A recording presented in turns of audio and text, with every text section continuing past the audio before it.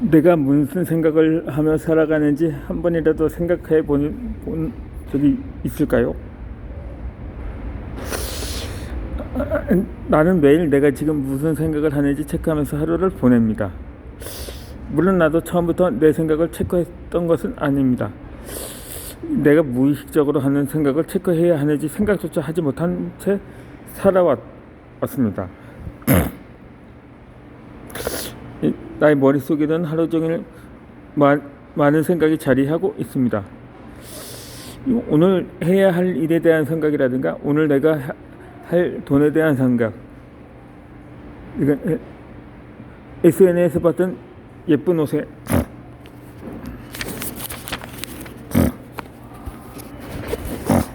대한 생각이라든가 학생들이 일으킨 문제를 해결하는 방법 등에 대한 생각 등 하루에도 수백 가지의 생각을 내 머리를 스쳐 지나갔습니다. 그래서 내가 편두통을 다 줄 알았는가 봅니다. 이렇게 많은 생각을 내 머리가 버텨내서 정말 대단할 뿐입니다. 내가 종일 하는 생각들을 점검해 보면 굳이 하지 않아도 되는 생각들이 대부분 자리 잡고 있다는 것을 알게 되었습니다. 그리고 언제 스쳐 지나갔는지 모르는 생각들이 너무 많이 하고 있다는 것 또한 알게 되었습니다. 나뿐만이 아니라 대부분의 사람들이 이렇게 많은 생각을 하며 하루를 보낼 것입니다. 그러니 하루가 끝나는 퇴근길에 녹초가 되는 것은 어쩌면 당연한 경우일 것입니다. 오늘 하루는 나의 수백 가지 생각들을 이겨내준 나의 뇌에 감사해야 합니다. 나는 아이들이 영어를 가르쳐하고 운영하고 있습니다. 그러다 보니 하루 종일 긴장의 끈을 놓을 수 없습니다. 긴장 속에서 업무를 하다 보니 퇴근을 하면 절대로 침대로 들어가서 아무것도 하지 못할 정도로 녹초가 되어 버립니다. 최근에는 영어 유치원을 확산해서 더욱 긴장 속에서 하루를 보내고 있습니다.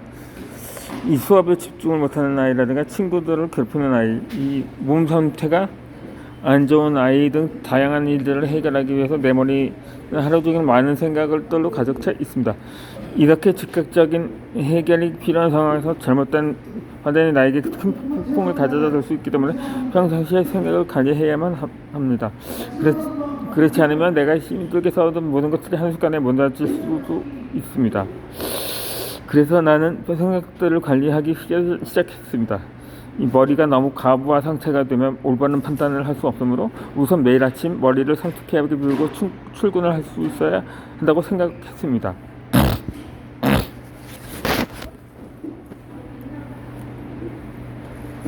내가 생각을 관리하기 위해 가장 먼저 했던 것은 명상을 통해 머리의 생각들을 비워내는 것이었습니다. 어제 있었던 안 좋은 일들이나 신경을 많이 썼던 사건들을 머릿속에 둔 채로 새로운 하루를 시작할 수는 없었습니다. 그것이 더해서 오늘 일들에 따른 생각들이 겹쳐지면 여유롭게 사고하고 판단할 수 있는 공간이 없을 것 같았습니다. 그래서 매일 아침 제일 먼저 일어나서 하는 일이 머리와 마음을 비우는 명상으로 하루를 시작합니다. 이 머릿속의 생각들과 마음속에 남아있던 감정들을 다 밖으로 내보냅니다. 그리고 그 공간에 내가 원하는 생각들과 긍정적인 감정을 넣어줍니다. 그러면 하루를 시작하면서 개운하게 시작할 수 있고 긍정적인 에너지들을 가득 채우면 부정적인 사건이 일어나도 그것이 감정으로 남아있을 공간이 없습니다. 그래서 마음을 다치는 일이 줄어듭니다.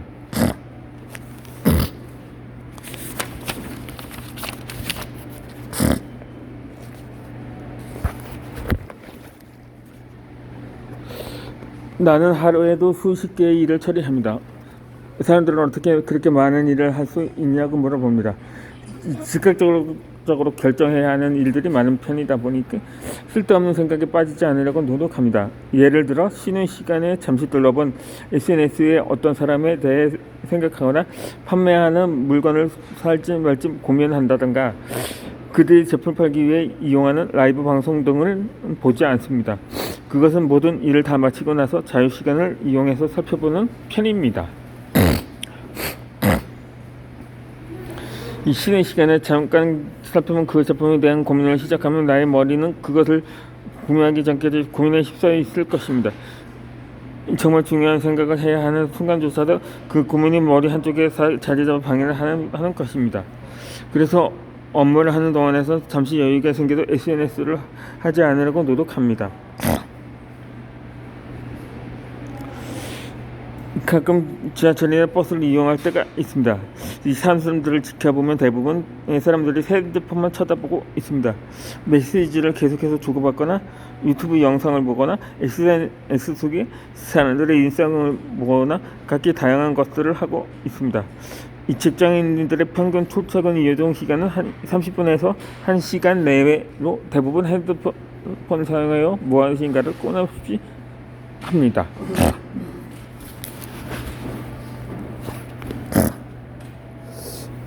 하루를 많은 업무와 생각 속에 시달리다 자유몸이 되는 생활 시간마저 쏟아진 머리에 생각거리를 집어넣고 있습니다. 맛있는 음식을 먹는 방송을 보고 있다면 집에 가서 먹어봐야겠다는 생각을 시작할 것이고, 인플루언서가 판매하는 제품의 라이브 방송을 보고 있다면 어떠한 색상과 크기를 해야 할지 고민을 하는 생각을 시작할 것이고, 생각의 꼬리를 물고 나의 머리에 파고들 것입니다.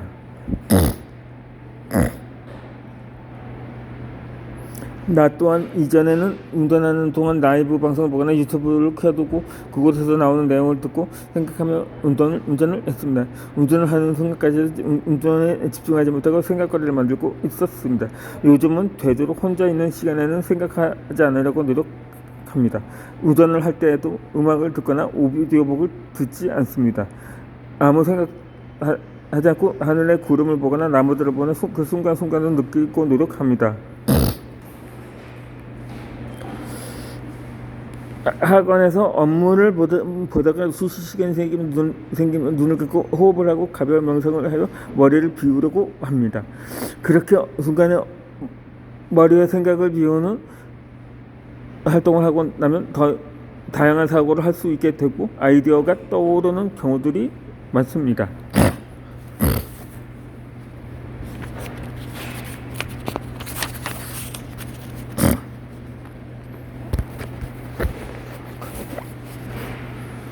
많은 사람들이 종일 업무에 시달리며 스트레스 속에 살아갈 것입니다.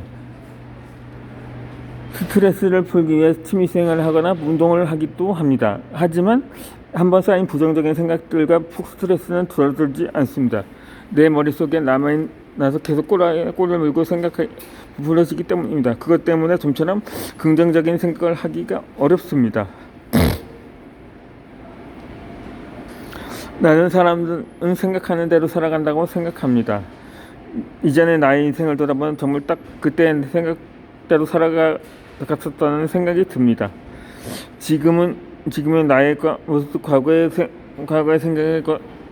생각한 것대로 현재를 살아가고 있는 것이니 항상 생각의 상태를 살펴봅니다.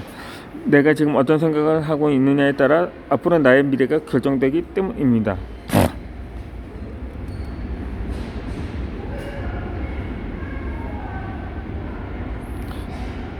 그래서 저도 내가 원하는 생각만 하면서 살아가려고 노력합니다.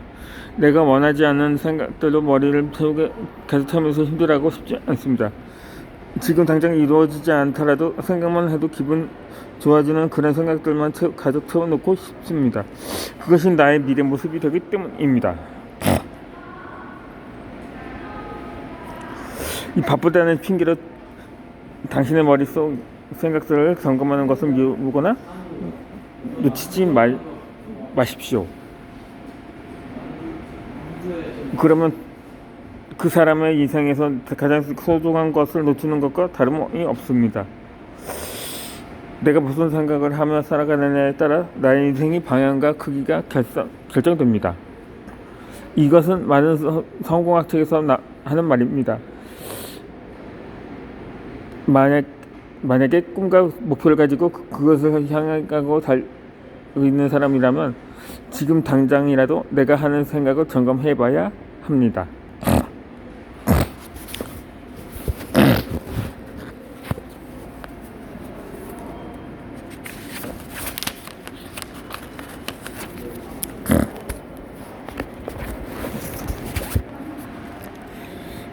이 크게 이루려면 크게 생각해야 합니다. 제가 엄마가 다시 부산으로 내려갈까 생각을 하다가도 그냥 엄마가 보고 싶어서 전화를 끊고 눈물은 흘렸던 적이 있습니다. 20살 때 나는 서울로 대학을 진학했습니다. 첫째 딸이 타지에서 고생하다가 강남 한국권에 비싼 월세 오피스텔을 얻어두고 매월 100만 원의 용돈과 내가 필요한 물건을 일명 엄마 카드로 구매해서 호화로운 서울생활을 시작했습니다. 처음 대학교 입학 예상을 했을 때 나는 큰 꿈을 꾸고 다짐했습니다. 대한민국 최고의 여배우가 되겠다고 말입니다. 이 최고의 여배우가 돼서 많은 돈을 벌고 싶었습니다. 딸을 위해 희생하시는 부모님께 자랑스러운 딸이 되고 싶었고 부자가 되어 부모님께 효수하고 싶었습니다.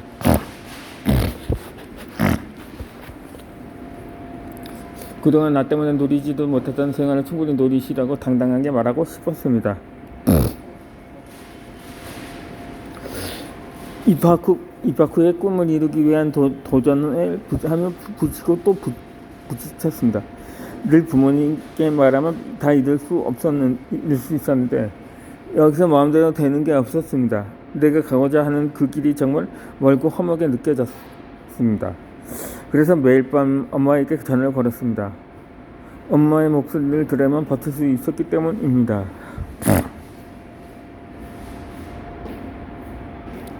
어릴 적에 부모님은 건축업에 종사하시면서 자수성가를 이루셨습니다. 아빠는 하루도 쉬는 날이 없었고 공사장에서 직원들과 함께 열심히 일하셨습니다.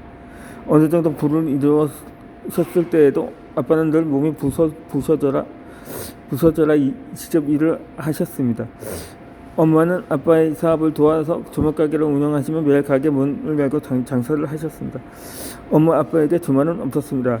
그 두 분의 목표는 단 하나였습니다. 우리 자식들이 하고 싶은 일을 하려 할 때 도와줄 수 있는 부모가 되자고 말입니다. 더불어서 힘들 때 기댈 수 있는 부모가 되자고 다짐을 하면서 자신들의 희생은 중요치 않았습니다. 두 분에겐 자식이 전부였습니다. 나에게는 엄마, 아빠는 너무나도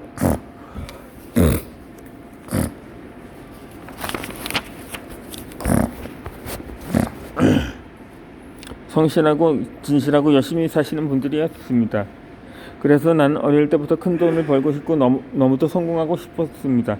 지금은 자식들 때문에 희생하고 있지만 내가 어른이 되면 부모님께 좋은 것들만 다 해드릴 수 있는 자랑스럽고 또 든든한 딸이 되고 싶었습니다.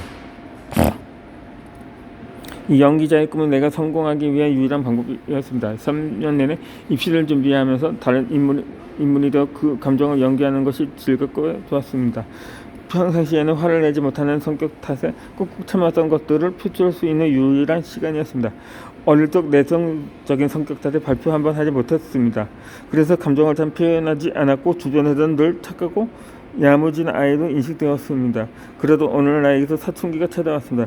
같은 학교를 다니던 친구가 연기학원에 다니고 있었습니다. 호기심에 따라가고 즉석에서 테스트를 보았습니다. 테스트를 하며 다른 사람의 감정을 연기하는 것에 큰 매력을 느꼈습니다.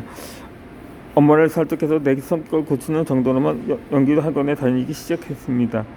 엄마는 연기자의 꿈을 가지게 될까 큰 반대를 하셨습니다. 쉽지 않은 길임을 알고 계셨기 때문입니다.